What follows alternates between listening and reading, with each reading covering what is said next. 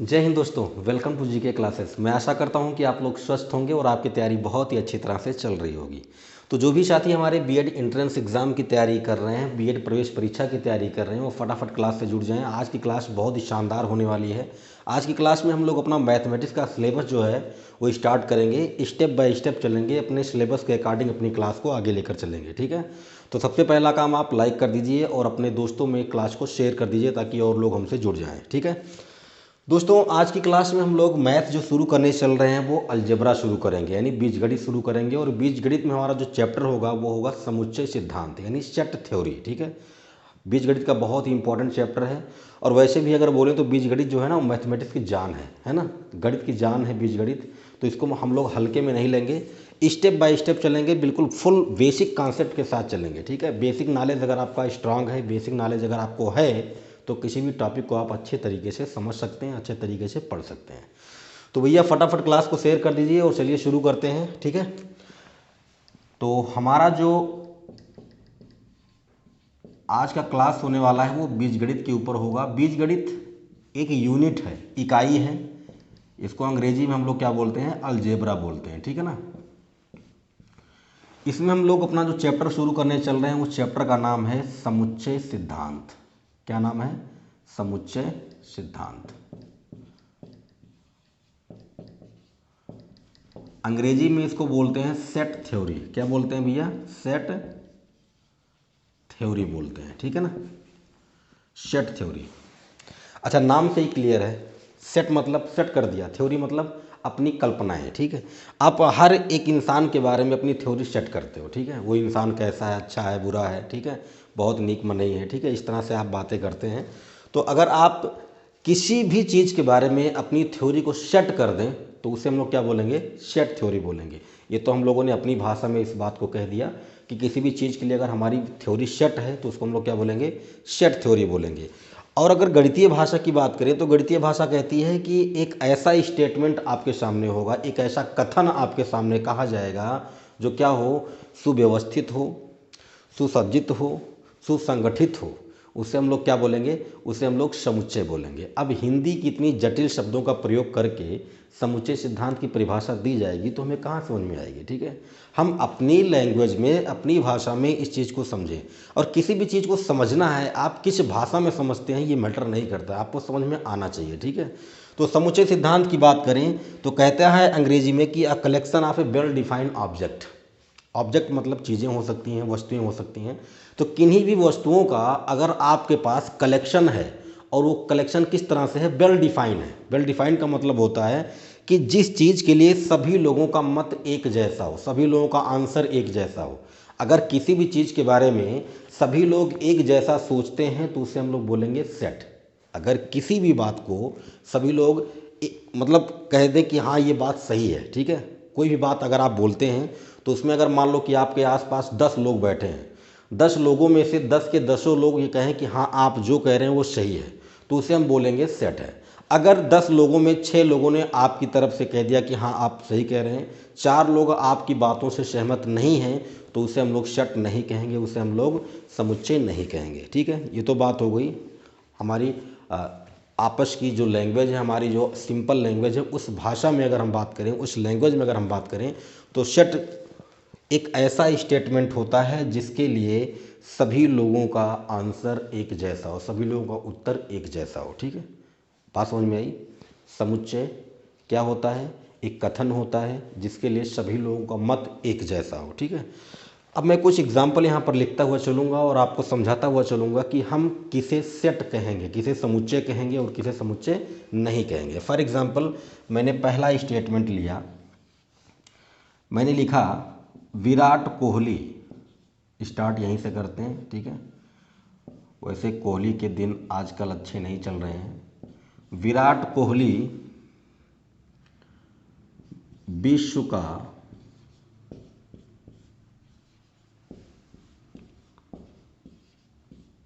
सर्वश्रेष्ठ बल्लेबाज है।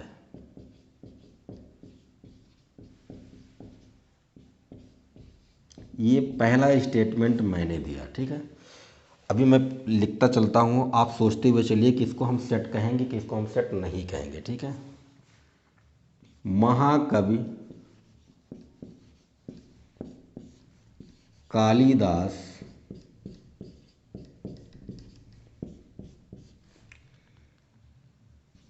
भारत के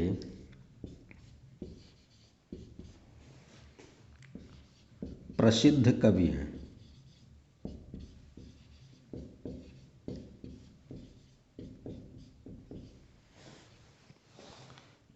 तीसरा सेंटेंस मैंने लिखा, 1 2 3 डैश डैश 100 प्राकृतिक संख्याएं हैं।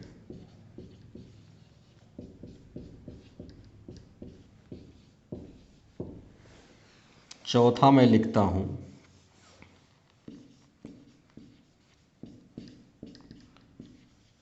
सभी पूर्णांक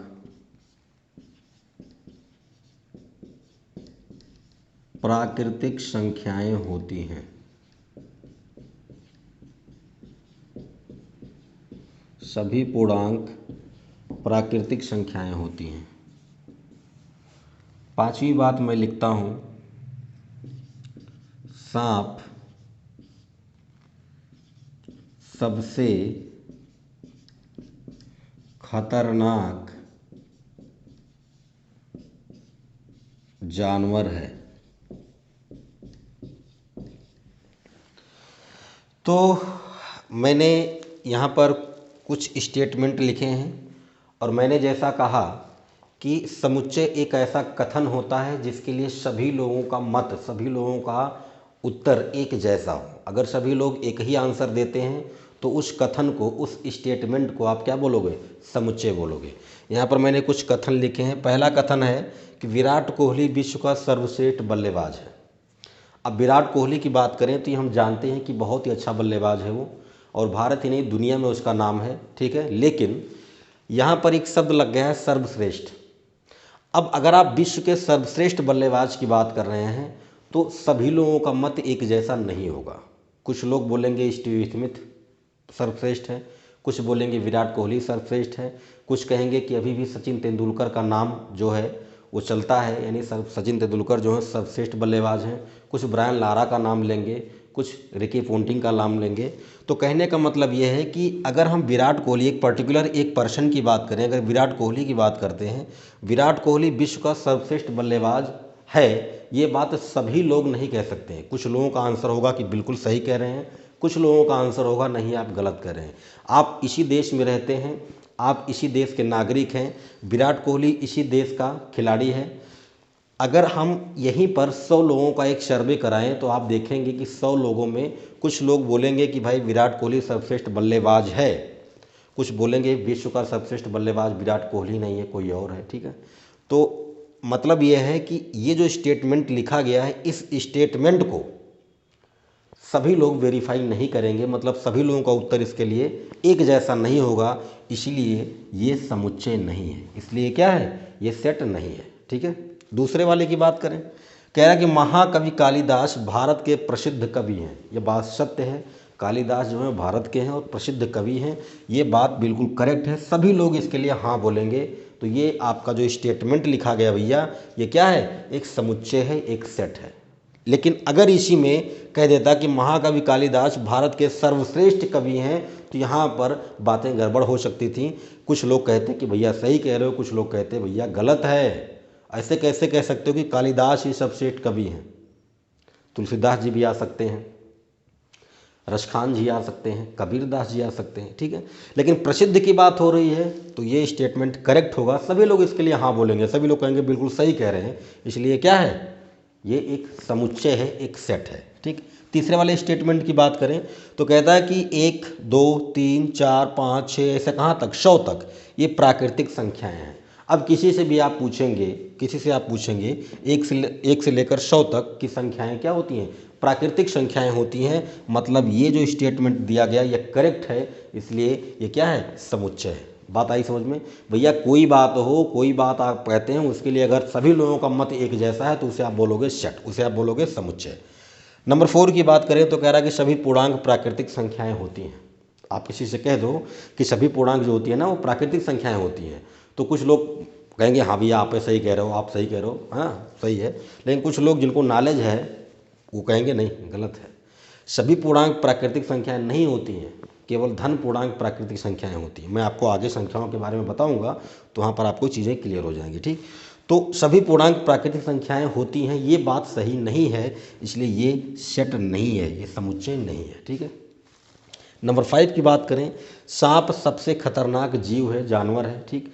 अब ये स्टेटमेंट सबके लिए लागू नहीं होता है। कुछ लोगों को सांप खिलवाड़ लगते हैं ना, देखते हैं आप जो स्नेक हैंडलर होते हैं, जो सर्प मित्र होते हैं, सपेरा जिनको आप कहते हैं, वो बिल्कुल निश्चिंत होकर कभी हाथों से पकड़ेंगे, कभी गले में लपेट लेंगे, है ना, कभी जेब में डाल लेते हैं, तो कुछ भी करते हैं। तो ऐसा नहीं है कि सबके लिए सांप खतरनाक है, कुछ लोगों के लिए खिलवाड़ है, कुछ लोगों के लिए खिलौना है, और कुछ लोग देख के ही डर जाते हैं। तो ये स्टेटमेंट सबके लिए लागू नहीं होता, ये कथन सबके लिए लागू नहीं होता है, इसलिए इस वाले स्टेटमेंट को हम सेट नहीं बोलेंगे, ठीक है। तो अभी तक मोटा मोटा आपको समझ में आ गया होगा कि समुच्चय किसे कहते हैं। समुच्चय एक कथन होता है, एक स्टेटमेंट होता है जो किसी के द्वारा कहा जाता है। अगर उस कथन को सभी लोग सही बोलें, यानी किसी स्टेटमेंट के लिए, किसी कथन के लिए अगर सभी लोगों का मत एक जैसा है, सभी लोगों का आंसर एक जैसा है, तो उसे आप बोलोगे क्या, सेट। आई होप आप समझ गए होंगे सेट किसे कहते हैं, ठीक है, ठीक है। अब हम लोग आगे बढ़ते हैं। तो सेट यानी समुच्चय के बारे में तो आप समझ ही गए होंगे। अब समुच्चय को हम लोग प्रदर्शित कैसे करते हैं, इसको लिखते कैसे हैं, इसको लिखने के कितने तरीके हैं, इनके बारे में हम लोग बात करेंगे, ठीक है। चलो इसको हटाते हैं। तो अगर आपके सामने कोई स्टेटमेंट दिया जाए तो पहले आप उसका एनालिसिस करो, उसका विश्लेषण करो और समझने का प्रयास करो कि भाई जो ये प्रश्न कहा जा रहा है, जो ये कथन कहा जा रहा है, क्या इस कथन के लिए सभी लोगों का उत्तर एक जैसा है। अगर सभी लोगों का उत्तर एक जैसा होगा तो उसे आप समुच्चय बोलोगे, अदरवाइज वो समुच्चय नहीं है, ठीक है।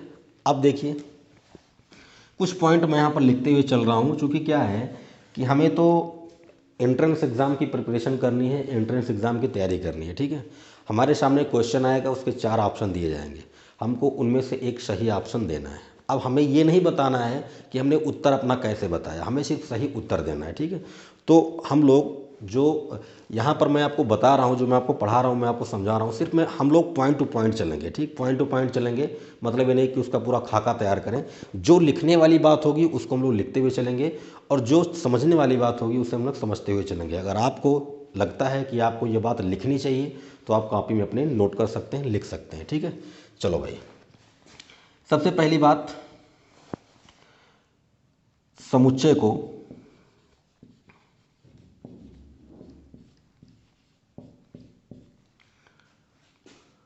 अंग्रेजी वर्णमाला के, समुच्चय को अंग्रेजी वर्णमाला के बड़े अक्षरों से, यानी कैपिटल लेटर, बड़े अक्षरों जैसे ए हो गया, बी हो गया, सी हो गया, ठीक है, बड़े अक्षरों द्वारा लिखते हैं, ठीक है। दूसरी पॉइंट आपको ध्यान में रखनी है, समुच्चय को मझले ब्रैकेट, मझले कोष्टक यानी करली ब्रैकेट जिसे हम लोग कहते हैं, मझले कोष्टक में लिखते हैं।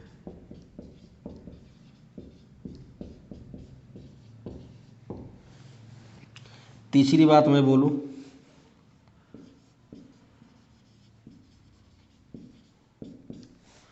समुच्चय के अंदर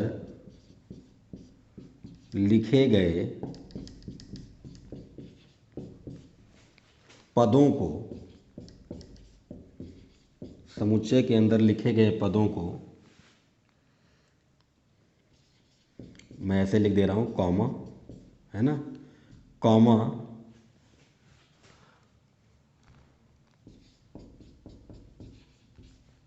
लगाकर लिखते हैं तथा उन्हें अवयव, हिंदी में अवयव, अंग्रेजी में एलिमेंट, है ना, एलिमेंट कहते हैं। ये बेसिक जानकारी है, आपको समुच्चय के बारे में इतनी जानकारी होनी चाहिए, ठीक है। नेक्स्ट पॉइंट में हम लोग कहेंगे समुच्चय के अंदर एक अवयव यानी एक एलिमेंट को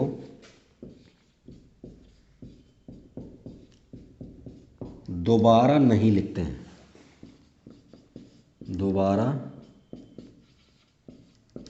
नहीं लिखते हैं। मतलब आप किसी एक एलिमेंट को दो बार नहीं लिख सकते हैं, किसी एक बात को दो बार नहीं कह सकते हैं। ये समुच्चय की कुछ बातें होती हैं, बेसिक जानकारियां हैं जो आपको होनी चाहिए, ठीक। पहले पॉइंट में मैंने कहा कि समुच्चय को अंग्रेजी वर्णमाला के बड़े अक्षरों जैसे capital A, capital B, capital C, ठीक है, द्वारा लिखते हैं। दूसरा मैंने कहा कि समुच्चय को मझले कोष्टक, करली ब्रैकेट यानी ये वाला ब्रैकेट, इसके अंदर लिखते हैं। तीसरा मैंने कहा कि समुच्चय के अंदर लिखे गए पदों को, मतलब जो भी टर्म लिखे गए हैं, जो भी टर्म लिखे जाएंगे किसके अंदर, समुच्चय के अंदर, उनको कामा लगाकर लिखते हैं और उन्हें हम लोग क्या कहते हैं, एलिमेंट कहते हैं, अवयव कहते हैं, ठीक। नेक्स्ट मैंने लिखा कि समुच्चय के अंदर एक अवयव को दोबारा नहीं लिखते हैं। अगर एक एलिमेंट को आपने, एक अवयव को आपने एक बार लिख दिया तो उसको दोबारा लिखने की ज़रूरत नहीं है, ठीक। अब ये जो मैंने बातें लिखी हैं इसको मैं आपको एग्जाम्पल के द्वारा समझाता हूँ, ठीक है। देखो, आप अगर किसी चीज़ को लिखना चाहते हैं तो उसका स्क्रीनशॉट ले सकते हैं। स्क्रीनशॉट लेने के बाद में आप उसे अपनी कॉपी में नोट करते हुए चलें, नोट्स बनाते हुए चलें। क्योंकि नोट्स हम लोग बनाते क्यों हैं, नोट्स बनाने का एक तरीका होता है। तरीका ये होता है कि हम अपने भाषा में किसी चीज़ को लिखें, ज़रूरत पड़ने पर हम उसे पलट कर देख लें, हमें वो हेल्प करती हैं। जब आप किसी भी चीज़ का नोट्स बनाते हैं तो नोट्स बनाने का सिर्फ एक ही प्रयोजन होता है, उसका एक ही मतलब होता है कि जैसे हम आपको सेट थ्योरी पढ़ा रहे हैं, जैसे जैसे सिलेबस आपका आगे बढ़ता हुआ जाएगा तो ये चीज़ें पुरानी होती जाएंगी आपके लिए। तो अगर आप इन्हें कहीं पर लिखे रहोगे तो जब आप रिवीजन करोगे और आपको भूलेगा तो आप पलट के देख लोगे तो आपको याद हो जाएगा, ठीक। तो नोट्स बनाने का सिर्फ यही रीज़न होता है कि जब भी हमें ज़रूरत पड़ती है हम पलट के देख लेते हैं, हमको याद आ जाता है, ठीक। तो नोट्स बनाते हुए चले, जहाँ भी आपको लगता है कि मुझे लिखना चाहिए आप वहाँ नोट कर सकते हैं। वीडियो को पॉज कर दीजिए या फिर आप स्क्रीनशॉट ले लीजिए, ठीक है। चलो, मैं यहाँ पर लिखता हूँ, मैंने एक वर्ड लिखा स्कूल, ठीक है। एक वर्ड मैंने लिखा स्कूल। अब इसका हमें क्या करना है, इसका हमें सेट बनाना है, ठीक है। तो मैंने कहा कि सेट को हम लोग क्या करते हैं, कैपिटल लेटर से डिनोट करते हैं। तो कैपिटल लेटर, मान लो कि हमने सेट को ए से दिखाया, ठीक, बराबर का चिन्ह लगाएंगे, मझला ब्रैकेट लगाएंगे, ठीक है। क्या करेंगे, मझला ब्रैकेट लगाएंगे। अब ये जो स्कूल शब्द दिया गया है, इसके जो लेटर लिखे गए हैं इनको लेकर हमें एक सेट बनाना है, ठीक है। तो बना लो, यस है, लिख दो, कामा लगा दो। एक टर्म को, एक एलिमेंट को लिखने के बाद आप कामा लगाओगे, फिर लिखोगे सी, फिर लिखोगे एच, फिर लिखोगे ओ। अब देखो ओ के बाद फिर एक ओ है तो इस ओ को नहीं लिखना है, ओ को केवल एक बार लिखेंगे। मैंने कहा ना कि एक एलिमेंट को दोबारा नहीं लिखेंगे। तो ये हो गया ओ, और फिर क्या आया, एल आया। ये हो गया स्कूल शब्द जो आपको दिया गया था उसका आपने क्या बना दिया, समुच्चय बना दिया। बात आई समझ में। किसी भी वर्ड को जब आप उसका सेट बनाते हैं तो उसको मझले ब्रैकेट के भीतर रखेंगे। हर एक टर्म के बाद, हर एक एलिमेंट के बाद इनको आप क्या बोलोगे, इनको आप एलिमेंट बोलोगे, यानी अवयव। ये जो लिखे गए हैं, ये जो लिखे गए हैं S C H O L, ये सब क्या है, एलिमेंट हैं, किसके, समुच्चय ए के, ठीक है। तो उनको मझले ब्रैकेट के भीतर रखेंगे। हर एक एलिमेंट के बाद आप कामा लगाते हुए चलेंगे, हर एक एलिमेंट के बाद आप क्या करेंगे, कामा लगाते हुए चलेंगे। और एक बात और मैं आपको बताना भूल गया, एक बात और हमेशा याद रखें कि सेट को लिखते समय ऑर्डर डज नॉट मैटर। मतलब यह है कि क्रम मायने नहीं रखता। अब ये क्या भैया, इसी को मैंने S C H O L लिखा, इसी को कोई बच्चा ऐसे भी तो लिख सकता है, C H S O L, ऐसे भी लिख सकता है। कोई बच्चा चाहे तो इसको ऐसे भी लिख सकता था, L O C H S, ऐसे भी लिख सकता था। तो सभी का आंसर सही है। चाहे कोई ऐसे लिखे, चाहे ऐसे लिखे, चाहे ऐसे लिखे, या और कोई तरीका हो सकता है लिखने का, तो ऐसा भी लिख सकता है। ठीक है, तो इसमें समुच्चय में आर्डर मैटर नहीं करता है, क्रम बिल्कुल मायने नहीं रखता है, जैसे मर्जी वैसे लिखो। बस इतना ध्यान रखना, मजले ब्रैकेट में होना चाहिए, हर एक एलिमेंट के बाद कॉमा लगाओगे। ठीक है, और एक एलिमेंट को आप दोबारा नहीं लिखोगे। ठीक है, चलो एक और एग्जांपल लेते हैं। मैं आशा करता हूँ कि आपको समझ में आ रहा होगा। ठीक है, ये बहुत बेसिक से हम लोग स्टार्ट किए हैं, समुच्चय सिद्धांत बिल्कुल ज़ीरो से स्टार्ट कर रहे हैं। जैसे जैसे हम लोग आगे बढ़ते हुए जाएंगे, चीज़ें आपको बहुत ही आसानी से समझती हुई आएंगी, क्योंकि जब किसी भी चीज़ को आप ज़ीरो से स्टार्ट करते हो, ज़ीरो से पढ़ते हो, तो चीज़ें आपके लिए बहुत ही आसान हो जाती है। ठीक, एक एग्जांपल और मैं ले रहा हूँ। एक वर्ड लिया मैंने, इंस्टीट्यूट, है ना। अब इसका मुझे बनाना है समुच्चय, इसका मुझे बनाना है सेट। ठीक है, तो बना लेते हैं, कोई दिक्कत वाली बात नहीं है। देखो, आप कोई कैपिटल लेटर ले लो, ए बी सी जो मर्जी वो ले लो, मजला ब्रैकेट लगाओगे।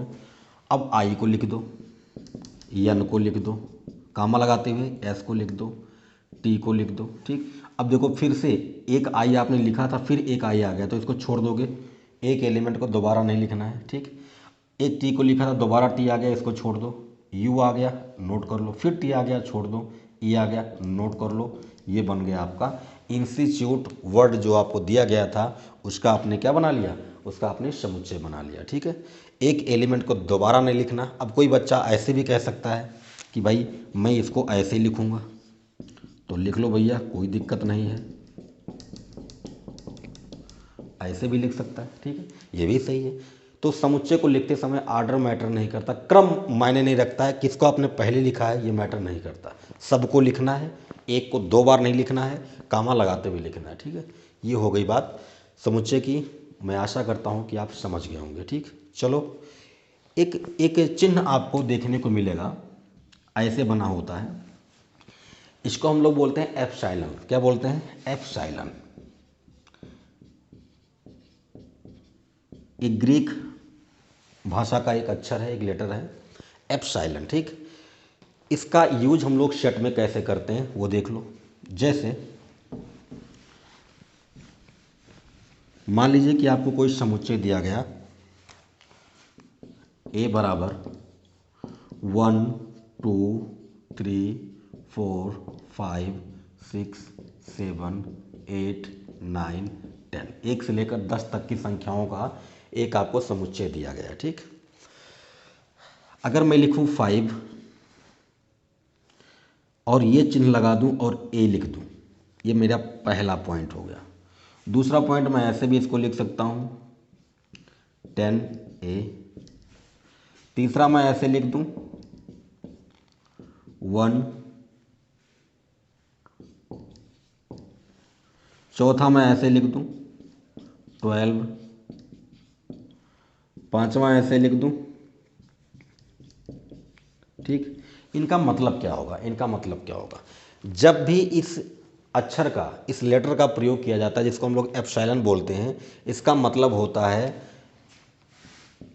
अवयव है। हिंदी में बोलें तो इसको बोलते हैं अवयव है। इसी में हम लोग क्या करते हैं, इसी में इसको ऐसे काट दिया जाए, अगर इसको ऐसे काट दिया जाए तो इसका मतलब होता है अवयव नहीं है, अवयव नहीं है।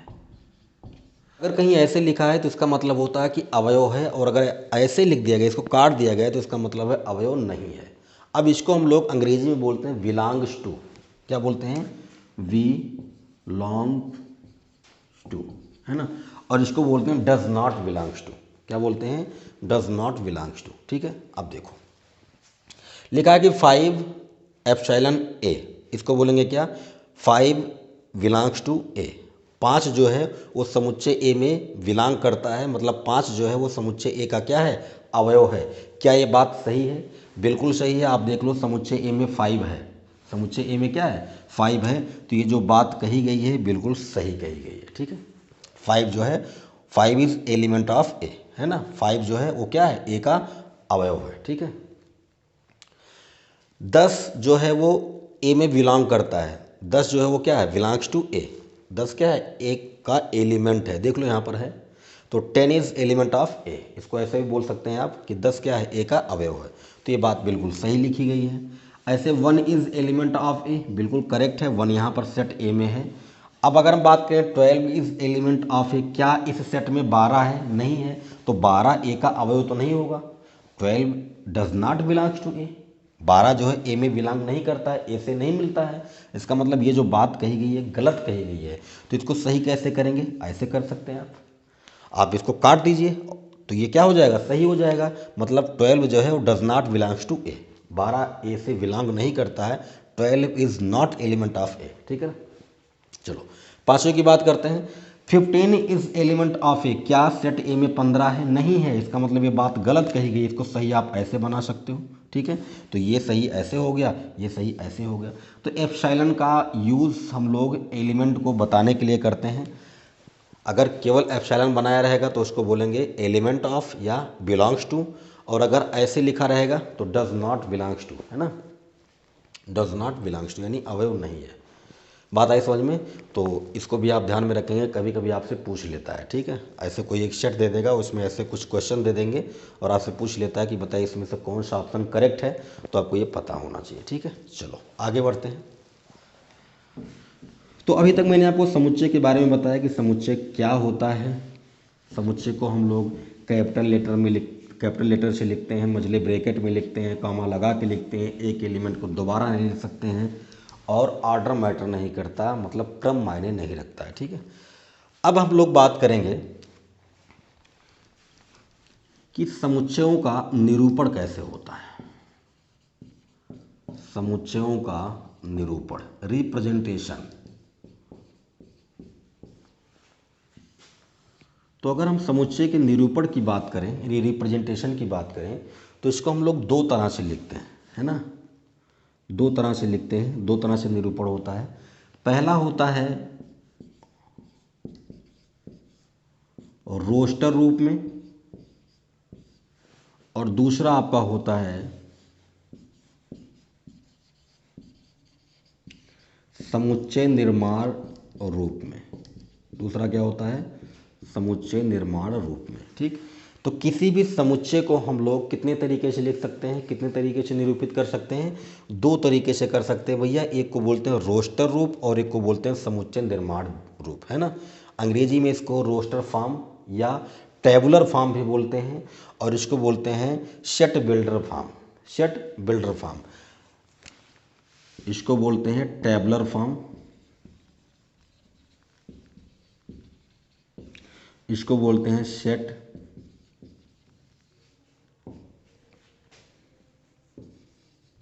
Builder form. इनका जो नाम पड़ा है ना, इनके काम के अनुसार पड़ा है। जैसे कहते हैं जैसा नाम होता था गुड़ा, जैसा नाम होता है वैसा गुड़ होता है, जैसा करनी होता है वैसा नाम होता है ना। तो सेट बिल्डर फॉर्म मतलब यह है कि ये एक ऐसा रूप है, एक ऐसा रूप है जिसमें हम देख करके एक समुच्चय का निर्माण कर सकते हैं, बिल्ड कर सकते हैं, उसको बना सकते हैं, ठीक है। और टेबुलर फॉर्म का मतलब होता है ज्यों का त्यों लिख देना, किसी भी चीज़ को ज्यों का त्यों प्रदर्शित कर देना, रोस्टर रूप कहलाता है। और समुच्चय निर्माण रूप का मतलब है कि किसी भी चीज़ को, किसी भी कथन को देख करके आप क्या कर सकते हैं, आप उसका निर्माण कर सकते हैं, उसको बिल्ड कर सकते हैं, ठीक है। तो किसी भी समुच्चय को आप दो तरीके से लिखते हो, एक रोस्टर होता है, एक समुच्चय निर्माण रूप होता है। अब मैं आपको समझाता हूँ कि रोस्टर किसे कहते हैं और समुच्चय निर्माण किसे कहते हैं। वैसे आप समझ रहे होंगे, रोस्टर का मतलब ज्यों का त्यों लिख देना, और समुच्चय निर्माण रूप का मतलब होता है किसी भी कथन को देखकर आप उसका निर्माण कर पाएँ, उसका बिल्डिंग बना पाएँ, उसको बिल्ड कर पाएँ ना, उसे हम बोलेंगे सेट बिल्डर फॉर्म यानी समुच्चय निर्माण रूप। अब आइए मैं आपको एग्जाम्पल के द्वारा समझाता हूँ कि किसी भी सेट को हम लोग रोस्टर और समुच्चय निर्माण रूप में कैसे लिखते हैं, ठीक है। देखो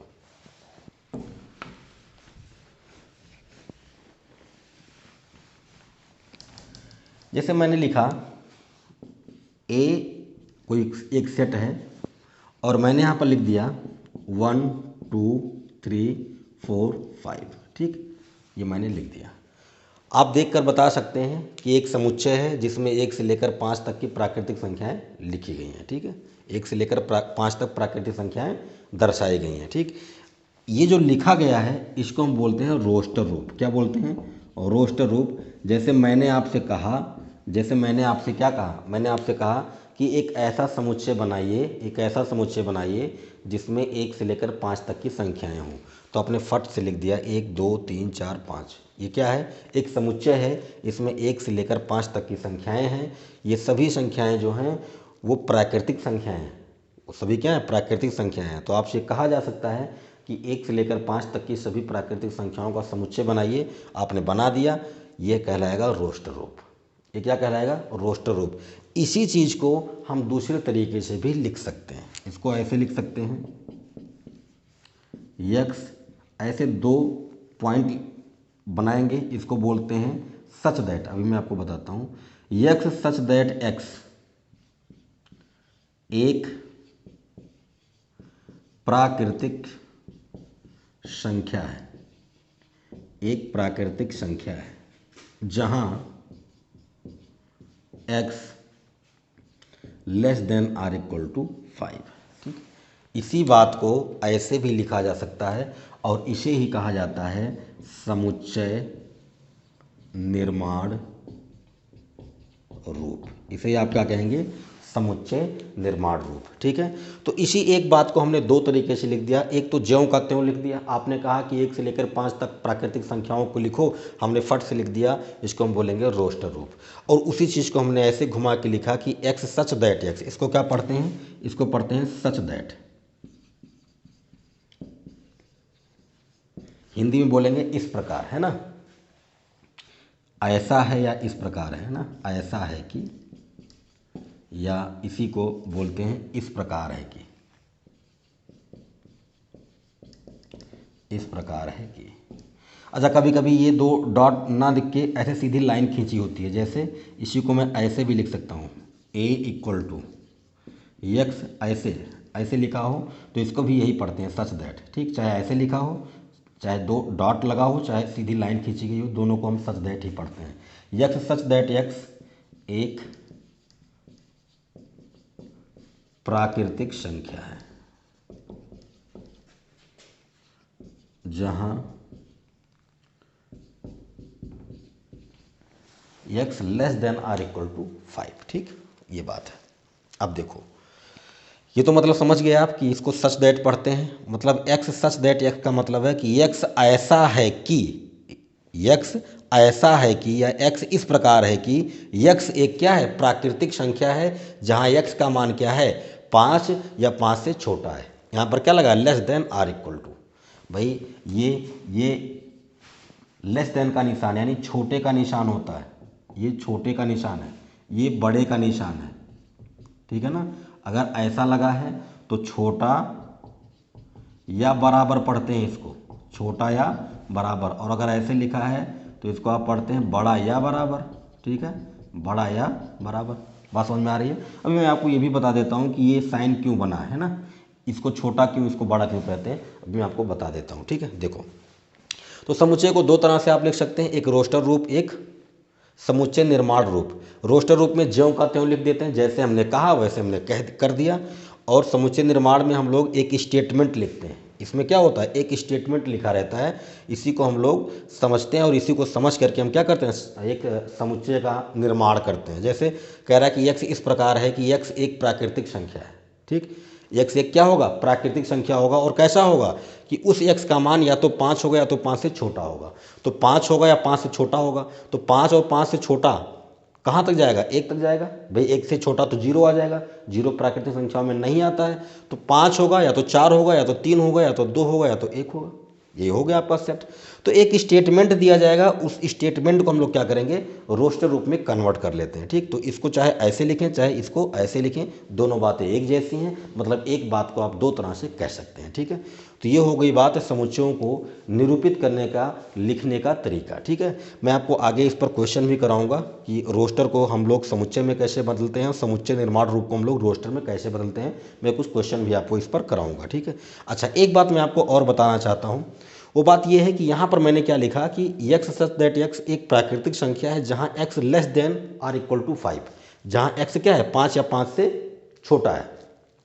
इस बात को हम लोग हटाकर ऐसा भी तो लिख सकते थे, ऐसा भी लिख सकते थे, x लेस देन 6। बोलो भाई, आप ऐसा भी तो लिख सकते हो कि x की वैल्यू जो है, x की वैल्यू जो है वो क्या होगी, 6 से छोटी होगी। तो 6 से छोटी में कौन आएंगी, 6 से छोटा 5 होगा, 4 होगा, 3 होगा, 2 होगा, 1 होगा। आप इसको ऐसा भी लिख सकते थे। बात समझ में आ रही है? तो कहने का मतलब ये है कि एक स्टेटमेंट को आप कितने तरीके से कह सकते हैं। इसी बात को मैं ऐसे भी तो कह सकता था, इसी बात को मैं ऐसे भी कह सकता था कि x का जो मान है ना वो 1 और 5 के बीच में रहेगा। ऐसे भी लिख सकता था मैं कि x का मान 1 से लेकर 5 तक के बीच में रहेगा। ठीक, तो इसी एक चीज़ को हम 3 तरीके से यहाँ पर कह रहे हैं। ठीक है, सबका मतलब एक ही है। तो आपको समझने की ज़रूरत है कि ये बात कही क्या जा रही है। मतलब इसका ये है कि x का मान आप 5 या 5 से छोटा लोगे, लो भाई। इसका मतलब है कि x का मान आप 6 से छोटा लोगे तो 6 से छोटे में 5 ही आएगा। तो चाहे ये ऐसा कहें चाहे ऐसा कहें, इसी को हम ऐसा भी कह सकते हैं कि भाई x का मान आपको क्या करना है, आपको 1 लेना है या 5 लेना है, मतलब और उसके बीच का लेना है। मतलब x का मान 1 से लेकर 5 तक कुछ भी हो सकता है। ठीक, आप ऐसा भी लिख सकते हैं। तो इसी एक चीज़ को आप 3 तरीके से लिख सकते हैं। ये बस आपको समझने की ज़रूरत है। इस पर मैं आपको आगे क्वेश्चन भी कराऊंगा। मैं इतना आपसे आशा करता हूँ, मैं इतना उम्मीद कर सकता हूँ कि आप रोस्टर रूप और समुच्चय निर्माण रूप समझ गए होंगे। ठीक है, तो किसी बात को ज्यों का त्यों कहना रोस्टर कहलाता है, और किसी चीज़ को स्टेटमेंट के द्वारा, एक कथन के द्वारा लिखा जाए और उसको देखकर आप किसी सेट को बनाएं तो उसको हम बोलते हैं समुच्चय निर्माण रूप। ठीक है, तो आज की क्लास में हम लोगों ने समुच्चयों का निरूपण समझा, समुच्चय क्या होते हैं, इनको लिखा कैसे जाता है, इनके लिए क्या क्या चीज़ें ज़रूरी होती हैं। बिल्कुल बेसिक क्लास थी आपकी। तो मैं इतना तो आपसे उम्मीद कर सकता हूँ कि आपको ये बातें बहुत ही आसानी से समझ में आ गई होंगी। ठीक है, इसमें कोई बड़ी बात नहीं है समझने की। ठीक है, अच्छा मैं चलते चलते आपको ये बता देता हूँ कि ये जो साइन छोटा और बड़ा का है, इनको ऐसा क्यों बनाया गया। ठीक है, हर एक चीज़ का एक कोई ना कोई कॉन्सेप्ट होता है। ठीक है, अब किसी का नाम अगर राजा है तो उसका नाम राजा क्यों पड़ता है, किसी को राजकुमार हम लोग क्यों कहते हैं, किसी को आप अलग अलग नामों से पुकारते हैं। ठीक है, अलग अलग नामों से पुकारते हैं, किसी का रंग देख के उसका नाम बता दिया जाता है। ठीक है, तो सीधा सा मतलब ये है कि ऋतिक रोशन की एक फिल्म आई थी, उसमें उन्होंने एक गाना किया था, मैं ऐसा क्यों हूँ, मैं ऐसा क्यों हूँ। ठीक है, तो ऐसा क्यों है मैं आपको बता रहा हूँ कि ये ऐसा क्यों है, ये ऐसा क्यों है। ठीक, देखो कैसे हर एक चीज़ का अपना एक तरीका होता है, हर एक रीज़न होता है। ऐसे नहीं हम किसी को कुछ भी कह देते हैं। ठीक, किसी को कुछ कहने के पीछे कोई ना कोई लॉजिक होता है। आप किसी को गाली देते हैं तो ऐसे नहीं गाली देते थे, उस पर आप गुस्सा रहते हैं तो आप उसको गाली देते हैं। ठीक है, चलो मैं आपको बताता हूँ छोटा बड़ा का निशान कैसे होता है। सीधी सी बात है, कक्षा 7 में आपने पढ़ा होगा संख्या रेखा।